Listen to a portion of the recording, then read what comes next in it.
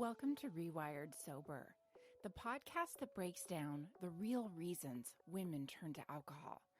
Spoiler alert, it wasn't a character flaw. It was your neurobiology, your conditioning, and the systems that taught women to silence themselves instead of support themselves. I'm your host, Kate Vitela. I've been a registered nurse for well over 2 decades, trained in addiction and mental health, a bit neuroscience obsessed, but spiritually grounded.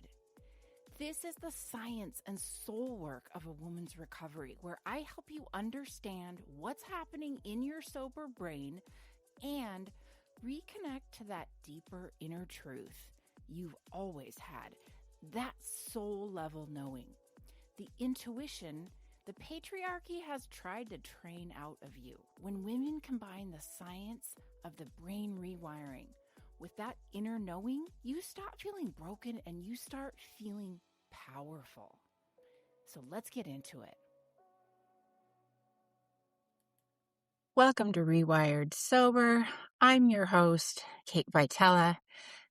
You guys would laugh if you heard me right before I hit record. I was trying to clear my throat and I'm just making these ridiculous sounds. My husband's downstairs. He's like, what is happening? No matter what, when I record, because I talk so much, my voice gets scratchy and hoarse and I end up coughing and taking a water break. So there's just no way around it. Okay, let's get started.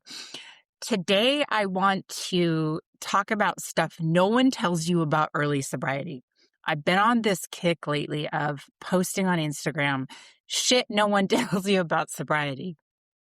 And I've done several episodes on various aspects of what I'm talking about. And I think I've done kind of a deep dive on each piece. But I'm going to do this episode in putting it all together. So if you are in early sobriety, and maybe that's your first year of sobriety, maybe that's your first 6 months. I don't claim to, have a timeline for what constitutes early sobriety. You get to call it whatever it is for you. But if you're in that period, when you're newly sober, or if you have a friend, send them this episode, because I feel like I'm gonna put it all together here in as much of a no bullshit Kate rant as I possibly can. Okay, so you quit drinking, and it seems like a lot of people around you will think, oh, the hard part's over. You might get congratulated. You might have other people tell you, oh, you're starting to look good, or they're going to tell you, oh, you're so strong, you're doing such an amazing job. And it's okay if meanwhile you're sitting there thinking, why am I exhausted? Why am I an emotional wreck? Why am I bored out of my mind? And why does no one talk about this part? Like, early sobriety is weird, right? There's just like no other word. You quit drinking and suddenly you feel everything. You question everything. And you realize that alcohol was, in some fucked up way, holding together a lot more of your life than you thought. So today I want to talk about navigating early sobriety with a no bullshit, honest approach, but also throw in some science. The inspiration I see on Instagram is beautiful and nice, but honesty is what actually helps people stay sober. Sobriety isn't hard because you're weak. It's hard because you have to relearn how to live in so many different ways. And I'm going to say the fuck word a lot because I just got a package in the mail. Shout out to one of my previous clients. She sent me a package of all of these curated crafts, trinkets, a scarf, and it was so Kate. She sent me a fuck bomb, and you can use it as a necklace trinket or charm.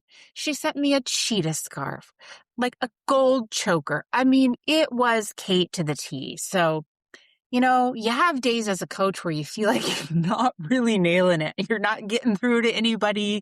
Maybe you're not making sense, or you suck, or you sound like a dumbass. And then there are days when you feel really good about it. So thank you. I love that. Okay. So before I get into some of the struggles, I don't want to be a Debbie Downer. So before I get into that, I want to remind you that when you are sober, you are 100% now in the real zone. And if your tribe changes by you being more yourself, you don't lose people around you. You just cleared the fucking room. So lock in, because it's going to get radical, but it is so worth it, and it is so amazing. Okay. So what's going on in early sobriety? So your brain is recalibrating. I've said this a million times, and I'll keep saying it because it's important to hear. The first thing people need to understand about early sobriety is that this is not just emotional, it's neurological. Alcohol floods the brain with dopamine and GABA. It temporarily boosts your pleasure and shuts down that stress signal. When you stop drinking, the brain suddenly has to rebalance, recalibrate. Your dopamine levels drop, stress hormones can spike up, your nervous system will try to recalibrate. So early sobriety can come with things like irritability, exhaustion, anxiety, mood swings, and that anhedonia, or that strange flat feeling where nothing seems very exciting. And people often think, oh my God, what the fuck? Something's wrong with me. Nothing is wrong with you. Your brain is literally rewiring. And go back and listen to my episode on post-acute withdrawal. That is a real phenomenon that can last up to 2 years. I break that down, from a science perspective and keep it really real with you. We're not talking about post-acute withdrawal enough, because that is something that sends people back to drinking because they have all these weird symptoms like the irritability and the exhaustion, and they don't understand why they're not feeling immediately better. So check that episode out. And the nervous system is going to have to learn how to regulate without alcohol doing the work for it. And this process takes time, and it's going to take some grace. Okay, another thing is there's an emotional whiplash no one really warns you about. The next thing people experience in early sobriety is, I call it emotional whiplash. I don't even know what else to call it, because alcohol numbed your emotions.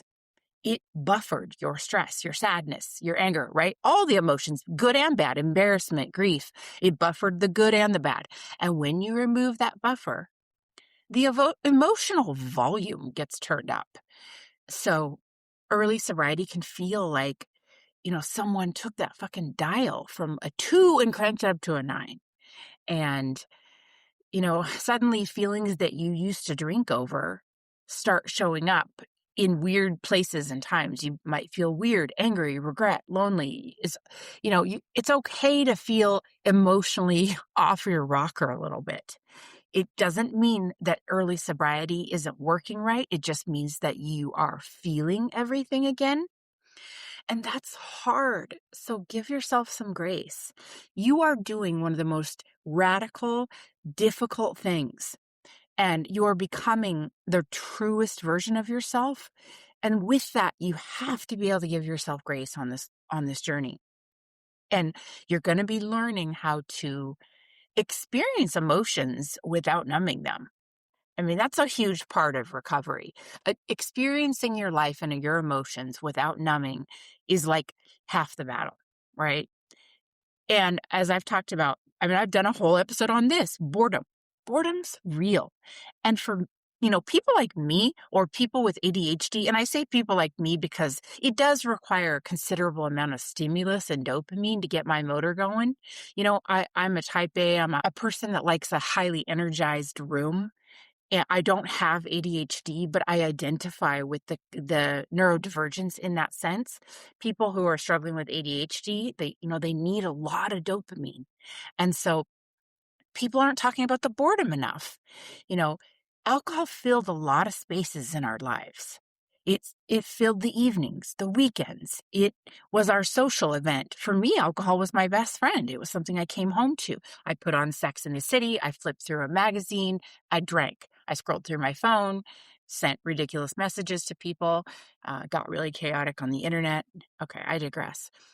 But when alcohol disappears, people start to suddenly realize they don't actually know what to do with themselves. And, your brain sort of starts to notice this big gap where your habit used to be, right? It was booze was your entertainment. It was your friend, your reward. And so you're really building like a new rhythm in early sobriety. Of course, you're building new routines, but you got to find new ways to relax and chill and unwind. And that can feel super awkward at first. You might go through this phase where you're trying all these performative things to chill. You're trying to meditate. You're going to a sound bath. You're getting a massage, and none of it's working. And that's okay. Give it some time. Because remember, alcohol filled such a big void in your life. And now you have this space where you get to explore yourself. And it can feel boring and awkward and weird. And you're kind of literally learning how to live without this shortcut, this quick dopamine. And so maybe you start experimenting with a bunch of new hobbies or non-hobbies, just anything to fill your time. I have clients that do crafts. I have clients that knit. I have clients that do taekwondo or ice skating. I've gotten big into fashion. All of these things I've talked about on the episode on boredom, and you can listen to that one as well. I get a little snarky as usual, but it's good. Quick pause here, folks. If you've quit drinking, you're in early sobriety, no matter what that looks like for you, but you're still feeling bored or restless or struggling, wondering who you even are now, I want you to know that that is not failure. That's the middle. Now, some people call it the messy middle, but I call it the powerful middle. And I coach women one-on-one through the part that nobody talks about, the identity shifts and the emotional literacy and the rewiring. We are not white knuckling. We are not performative. We are not good girl sobriety. We're having real conversations, real insight, real change. So if this is you and you're ready to stop circling the same thoughts and move forward, book a one-on-one call with me. The link is in my bio, or it's on all my socials at Rewired Sober, and I'll put it in the show notes. Because what I've seen is quitting drinking doesn't automatically make you more confident or calm or clear. It just removes the fucking anesthesia. So if you're sober and you're thinking, oh, cool, now I have all these feelings and zero roadmap, I work with women one-on-one to help build that roadmap. And we talk about boundaries and identity, and we talk neuroscience, and we talk about the stuff you don't say out loud. So if this hits, I'd love to see you on a private session. You're not confused. You're in a transition, and that's sacred. Midlife women in sobriety don't need more rules. They need clarity and confidence, and a fucking coach who won't gaslight their intelligence. So hit me up if you're interested. I'd love to meet you. Now back to the show. Another thing we don't talk about enough. When you get sober, relationships will change. I mean, the honest reality is that relationships sometimes shift big time in sobriety, not just a little bit, right? And not every relationship will survive sobriety. And this is the part where we realize that the glue holding a relationship together was maybe drinking, or sometimes it was this shared fucked up coping pattern we used, or it was part of our shared chaos. When you stop drinking, your family dynamics change, your relationships dynamic change. And I've heard a lot of women, very smart women, talk about how they had a pretty successful marriage up until they got sober, and then they realized they had nothing in common with their partner. They felt like a stranger in their own home, felt like they had made the wrong choice of a partner. Now, part of that could be midlife. I mean, midlife, we go through so many changes. As of this recording, I'm 46. And so I'm definitely a different human than I was 8 years ago when I got sober. So yeah, I look at my marriage and my relationships different, but divorce is a real thing in sobriety. That's a legit thing. Again, did a podcast episode on that. I started to sound like Trump. I know everything. I did everything perfect. I do it all. I'm great. Anyway. But yeah, like you really, I don't think people talk to you enough about the fact that, oh, here's this thing. You're going to get sober, and there's a good chance you're going to look across the room at your partner and go, what the fuck? And some marriages are able to change and shift and get stronger. Mine is an example of that. I'm really fortunate in that sense. My husband got sober and we've kind of melded this new path together. But there was a time when I wasn't sure that was going to be our outcome. There was a time when I thought, I got sober, crawled through the gutters of hell, and I'm looking across the room at a partner who goes out on Friday nights, and that's just not okay anymore. Or who he is when he drinks, not okay anymore, right? Well, we got through that. And so the relationship aspect of it can drive people back to drinking. But the beautiful thing about it is it can also be a doorway into the most honest relationships you'll ever have. And I would say my marriage is stronger now and more honest and legit, like real than it ever has been. We just celebrated 10 years of marriage. So I guess another thing I'll say about the relationship aspect is there are other parts of you that change when you get sober. And so it really affects your relationship in ways that you're not prepared for. And your bullshit meter, it goes off pretty easily. And you start finding yourself wanting to set boundaries. You might look around at your life and go, I don't even like this life. I don't like this house. I don't like this city. I don't like to go camping. This was not my taste in music. This was someone else's. You may find yourself waking up in someone else's life. And early sobriety divorces are common, and that's okay. Some relationships just quietly fall away. Some friendships fall away, but some deepen in really beautiful ways. And it can be painful, but it can be really clarifying if you lean in, if you lock in. Your sobriety will reveal things to you about your social circles, your family dynamics, and your partner. Another thing we don't talk about enough is the questions around identity. And this is something also that ties into causing upheaval in our relationships, right? At some point in early sobriety, many women hit a point where they think, I don't know fucking who I am without alcohol. Especially if drinking was a big part of your identity. Like my nickname was Kate Wine Slut. Drinking was my identity. I was that wine girl. I was the person who always had a glass of wine. My Facebook little insignia used to say, there's nothing a flat iron and a glass of wine can't fix. Gross, right?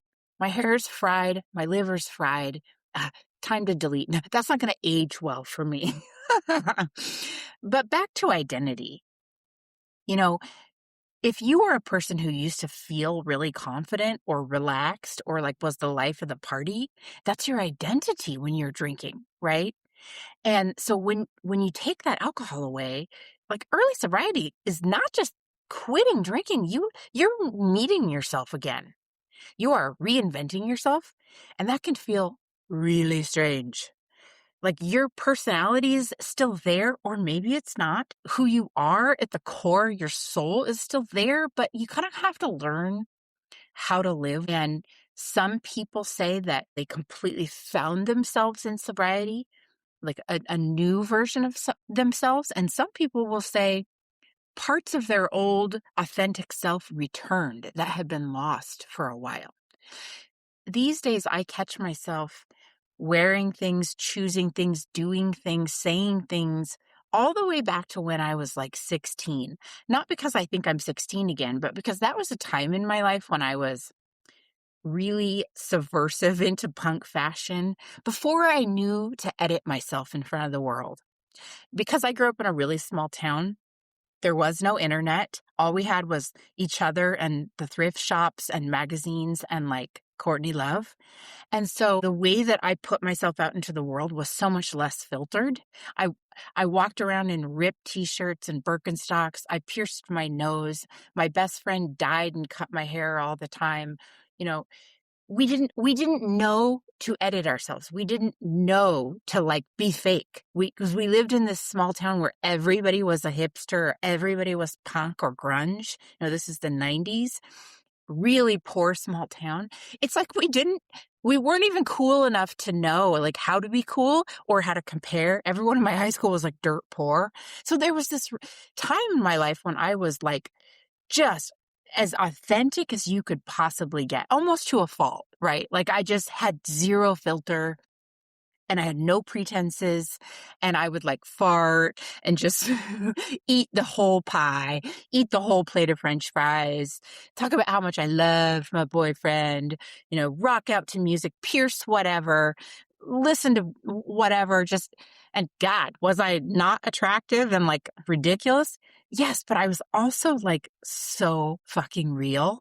And I find myself gravitating to parts of that Kate, that version of me again in my late 40s, where I'm like, nah, I'm not changing. This is just who I am. I'm out of fucks. Maybe it's midlife, right? But there's an element of returning and my family notices it too, to returning to parts of me that my mom said when I was a little girl that I used to say, I don't fucking care. Not fucking. That'd be hilarious. Mom, I don't fucking care. But that I would get up and get dressed and I just wanted to go play outside and like be wild and do all my things. And so sometimes I'd put my clothes on inside out and backwards because or got dressed, whatever, in the dark. And she would say, no, Katie, your clothes are inside out. And I'd say, Mom, no one cares. Right. And that was the truest version of me. And although I'm big into style and fashion now, there is an element of me that's like, no one cares, right? No one's looking at me. And if they are, well, too bad. I'm going to dress for me. I'm going to do me. And again, that 16-year-old version of me. Wow, I have digressed so far into my own story. This is the Kate Show. Okay, let's get back on track here. So, lots of questioning of your identity on top of the fact that we're in midlife. So this is a lot. Your relationships will change. You might feel really bored at times. You're going to go through some of that emotional whiplash. You're going to go through post-acute withdrawal and the brain that is recalibrating, rewiring. So there's a lot going on. And I'm here to tell you, give yourself grace, because this is a huge change that you're making. And it's kind of like being on a roller coaster where you're at the part where the roller coaster is chugging along, going up the slope, and you're getting to the peak and you haven't quite gotten to the part where it's easy yet, right? You're not on autopilot yet. It's still a very intentional life to not drink. And so this is a lot of time and energy. I remember burning through pages and pages and pages of my journal because it was like, who am I? There was so much to unpack. Now, as I have longer term sobriety, it's not something I ever think about anymore. My life is the way it is, and drinking doesn't ever cross my mind. And so I expend a whole lot less energy. But in early sobriety, it might be all you think about is not drinking. You might be super proud of yourself for being sober, but also have days when you're like, this sucks. What's going to happen? How am I going to move forward? You might be mega time future tripping. Like, what about my daughter's wedding? And what about, what about sex? We didn't talk about that. There's this whole element of trying to be intimate with your partner when you're newly sober. Good Lord. We got to have a whole nother episode on sex. I hope to have Tawny Laura on, who is the sober sexpert.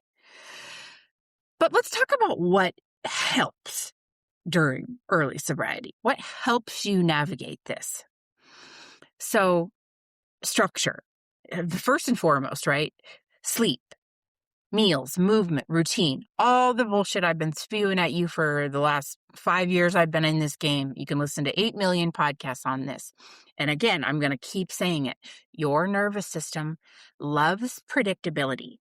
So when your life feels chaotic internally, a simple routine can really help stabilize the brain. So structure first. Second, emotional literacy. Instead of numbing your emotions, like I said, you're going to be journaling pages. You're going to learn how to name your emotions. You're going to learn how to identify and put words to them. Name it, normalize it, nurture it, navigate it. I think I've done a whole episode on emotional literacy. Because when you can identify what you're feeling, you're far less likely to escape it. And then third, always curiosity instead of shame. Always stay curious. Quit asking yourself what's wrong with you. Start asking yourself, what's this feeling trying to tell me, right? And last, I think the biggest thing is connection. Humans regulate through connection, whether that's a friend, a mentor, a coach, a community. Being able to talk honestly about what you're experiencing really fucking matters. And it's really important, especially for women in midlife. And I want to talk about something important here. Okay. Because if all we did was talk about how hard and uncomfortable sobriety could be, then nobody would stay sober, right? So you have to hear me on this. And this is the truth. It's all going to be worth it. It's all going to be worth it. If it isn't today, it will be. And my guess is you're going through periods of time where you're like, this is amazing. But on the times that it's not, hear me on this. You're in a phase of getting your life back. When a woman gets sober, especially in midlife, something fucking magical happens. The fog lifts. Well, not all the brain fog, but the proverbial fog. And suddenly you start noticing things you tolerated for years. You start noticing what drains you, and you start noticing what you actually want, right? Areas of your life where you've been shrinking, performing, outsourcing. A lot of women didn't start drinking heavily because we're weak or fucked up. We start drinking because we're fucking exhausted. We're exhausted from carrying everyone else, managing the house, the labor, the job, the emotions, all the things. And wine culture for years has told women that they deserve a glass of wine at the end of the day. And we are now having conversations around the truth of what we deserve, which is support, rest, honest friendships, right? And like I've said, alcohol just became the socially acceptable anesthesia. So when it goes away, you get to reclaim so many parts of yourself. A big part for me was reclaiming creativity. Even if it was that stupid little punk Kate who was 16, piercings, tattoos, changing my hair, digging through the vintage bins, the Goodwill. There's energy and creativity and fashion and life that was gone from me. Other parts you reclaim is your self-trust. I'm big on talking about not abandoning yourself. And I particularly focus when I coach women, teaching them to trust themselves, because that is something that you have either completely lost or you never had it to begin with. So I'm going in hard on that. When I coach with women, we're talking about boundaries. We're talking about clarity. And I encourage my clients, stop apologizing for having needs, for being human. You don't have to numb out your instincts. You don't have to abandon yourself to keep everyone else comfortable. And, that's really powerful, especially in midlife. And, midlife is this part where women realize, oh my God, I've spent a decade 2 decades taking care of everyone else. So when you get sober, it's okay to say, what about me now? Right? What about me? So if we go back to the things that actually help, like I said, I've named them a million times: rest, movement, sleep. I want to go into those a little bit more and add some caveats, because I like that this could be something, this episode, that you revisit when you're down and out. And I don't think I emphasized enough what would help you the most is going to be your tribe, your in real life or virtual friend group, your tribe, your support group. Super important. When you co-regulate with other people around you, you normalize things, you reduce shame, you laugh. So find your tribe. And there is no excuse for not finding it today. I don't care if your friends are all living in your computer. Now, with social media and sobriety being everywhere, spoken out loud, different types of recovery meetings, find your people, even if it's online, even if it's in a fucking Reddit chat. Find your people. There are mom groups, there's Dharma recovery, there is religious recovery. There are so many different options for you where you can meet people in recovery. I'm really involved with She Recovers, and there's local meetups, there's online meetups, there's various groups for healthcare professionals or mothers with teenagers or attorneys or whatever, right? So I don't think there's a lot of excuses for not finding your tribe right now. Like I said, they might all live in your computer, and that's okay. Eventually you will get to meet people in real life. But I'm super big on that. When I work with clients, I always say, like, are you going to any kind of support group? Are you reaching out? Are you having fun with people online, like chatting? Are you texting people stupid memes? Like, that shit helps. Okay. So let's go back into the things I've reiterated a million times. Move your body. Now, this does not mean that you have to suddenly become a marathon runner, but moving your body in early sobriety really helps. It's actually one of the fastest ways to stabilize your nervous system, whether that's walking or yoga or lifting weights or dancing in your kitchen in your underwear, which you won't do if you're like me and you have teenagers, but you get it. Whatever works. Exercise, I don't even like the word exercise. I like the word movement, but it increases dopamine and serotonin naturally. We know this, right?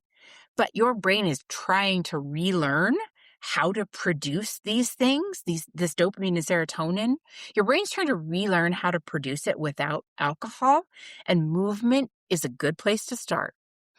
And they say movement is medicine for the recovering brain. So even a 20-minute walk can change your mood.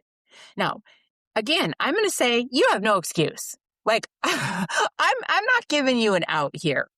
You don't have to join a gym. You don't have to buy a walking pad or a treadmill or a stair climber. Wait, what is that thing? Peloton. See, I don't even know. I don't own a bunch of gym equipment. You don't have to buy that, expensive memberships. You don't have to do any of that. You just got to move a little bit.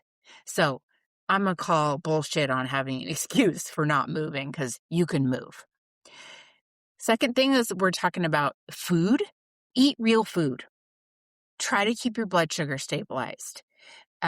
Early sobriety, it's going to come with intense cravings of all sorts, right? Not just for alcohol, for sugar, for carbs. Again, your brain is looking for quick dopamine. So I highly encourage, eat regularly, snack if you have to. Try to find protein, healthy fats, real food. This helps stabilize your mood, your energy. Skipping meals, living on coffee, don't recommend it, but people do it. I've done it. But running on empty will, it make your emotional regulation a whole fucking lot harder. I know a lot of people aren't struggling in early sobriety, because they're like weak. They're kind of hungry or exhausted or dysregulated. And again, no excuse, because I'm going to say this. Don't beat yourself up for what you eat.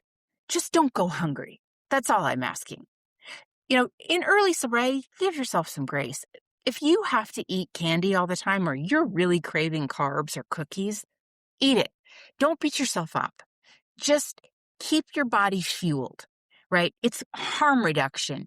Eat the cookies. Eat the carbs if you have to. You put on a few pounds, so what? You can lose it later. But the point is to nourish yourself and to keep yourself from getting weak and dysregulated and exhausted. And I always say, we're not going to overthrow the patriarchy when we're starving. I always say that. I sound like my mom. Okay, now on to another annoying topic, sleep. But I have to say this. You're going to need to protect your sleep. And this is hard, but you can do it. As we know, sleep is where your brain's going to heal. For the millennia of your drinking, alcohol has disrupted your REM sleep. So early sobriety is oftentimes when we realize the brain is going to finally start restoring those cycles. So your sleep could be weird for a while.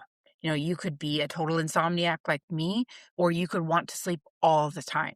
It could be weird. It might be weird, but you're going to try to do the best you can here. But just keep in mind that it's still important to work toward protecting your sleep. You can still try to prioritize your sleep, go to bed earlier, the things, reduce your late night stimulation. And I mean, all this sounds kind of like wah, wah, wah, but it really does help your nervous system.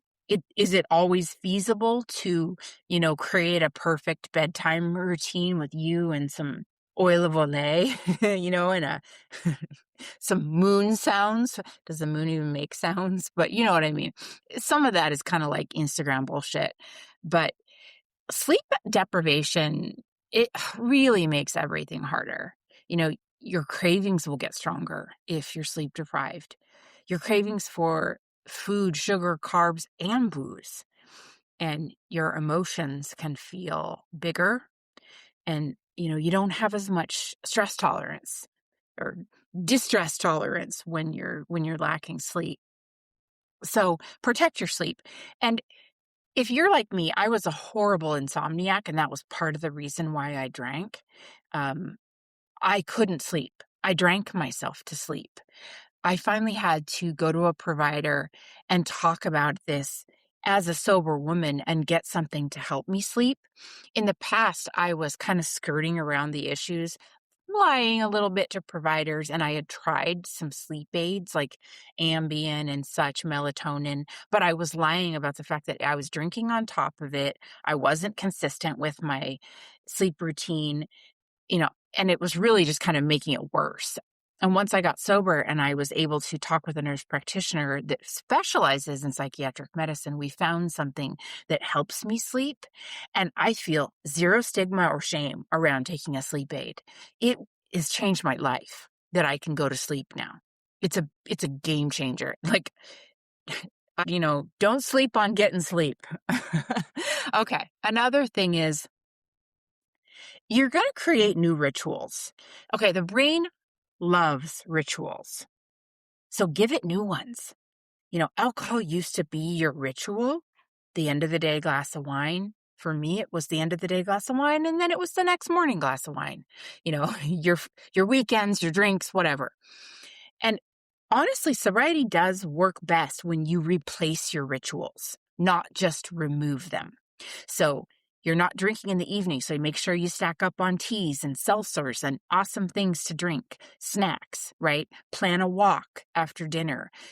Make sure you have replacement input, podcast on the drive home, a podcast while you're walking. This one. And then, I'm big on the morning routine, but choose a morning routine that feels grounding for you.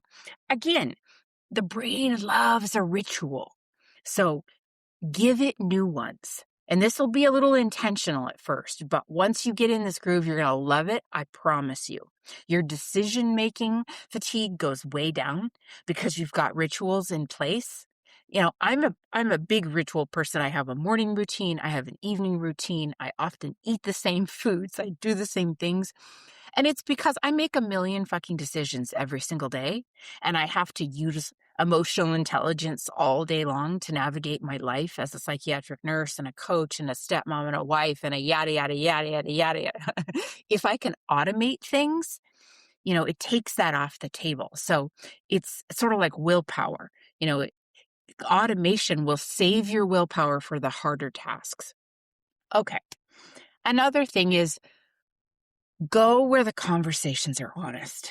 One of the hard parts, I would say one of the hardest parts of early sobriety, is feeling like you're the only one going through it. And sometimes you will find yourself in spaces where you are the only one going through it. You will be at an event or in a room or at a dinner, but talking honestly with people who understand will really help this.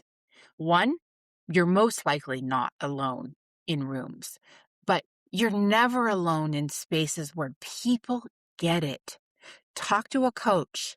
Find a therapist who has been through recovery, right? Find a group, sober friends. They will help you normalize this experience.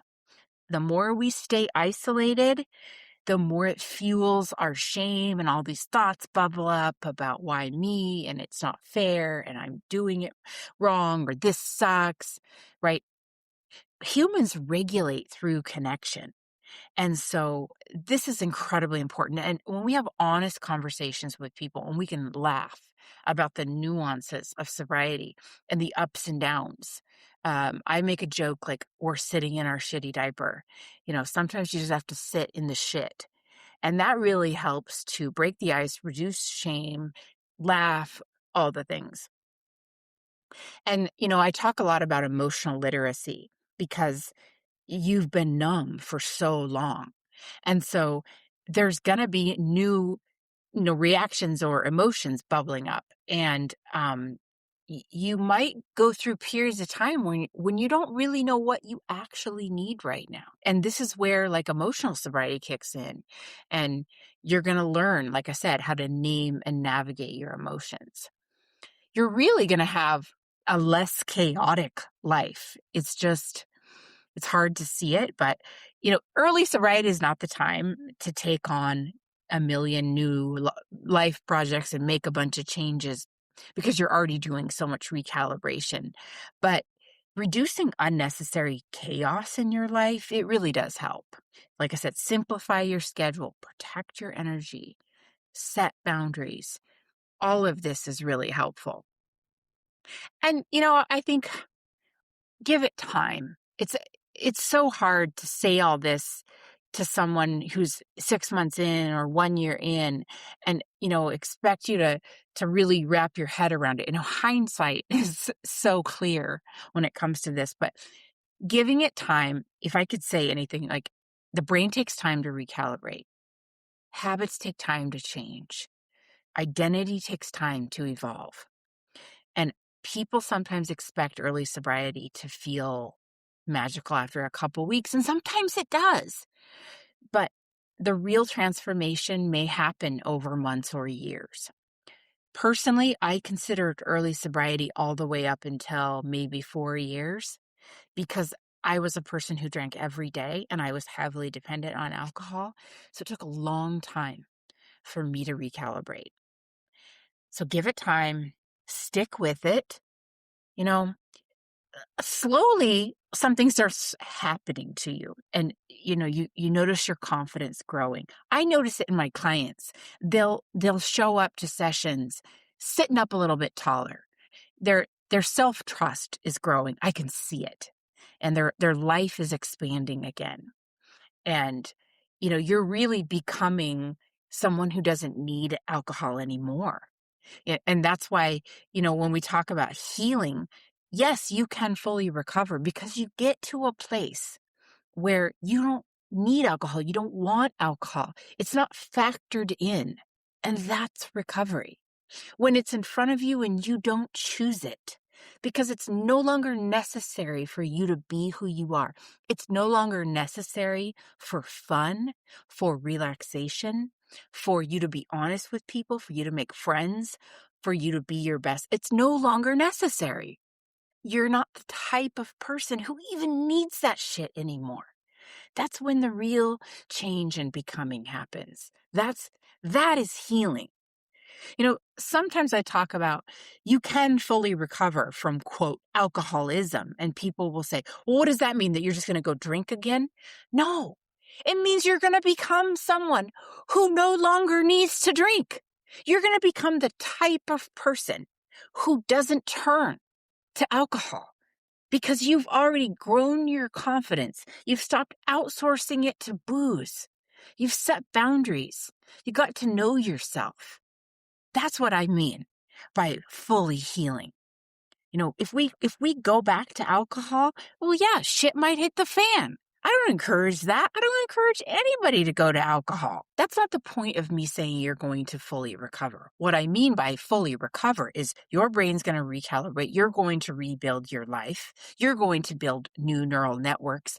And you're also, through emotional sobriety, coaching, help, group projects, what have you, you're going to become a person who no longer wants or needs alcohol.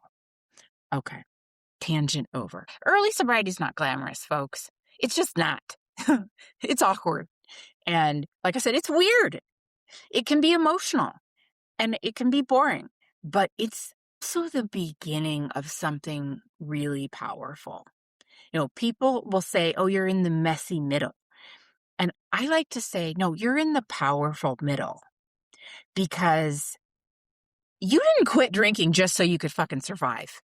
Maybe you did. If you're kind of like me, I was dying. But you quit drinking so you could have a life, build a life. And if you stay with it long enough, you may realize something really surprising. And that is that sobriety in no way makes your world smaller. It makes your world bigger. It makes you bigger. It makes everything bigger. That's the paradox. And it is the most radical thing you can do for yourself. If I could go back in time, the only thing I would do was get sober sooner. That's the only thing. I don't know a single human being that regrets sobriety. In fact, I've not even heard of a single human being that regrets. You never hear about someone regretting a good night's sleep, not making fucked up mistakes, good skin, good health. You never hear those regrets, right? Sober people party in the morning, and every morning you get a chance to do it again. So that's my TED Talk for today. I hope that was helpful. Oftentimes I ramble for hours and then listen to it on the post-production and go, that wasn't good, but thank you for hanging out with me. I'm trying to get the audio better. I'm working on all the things here, but I'm a one-man show. So if this were credits at the end of the episode, where they say like sound engineering by, everything would be by Kate Vitela. That tells you Kate Vitela is a nurse. That tells you probably the levels of production here. But I hope this was a helpful. Thanks for spending this time with me. I love you all so very much, and I mean it. You can find me on all the socials at Rewired Sober. The links to join my coaching program are always in the show notes, as well as an email if you want to get in touch with the pod. So until next time.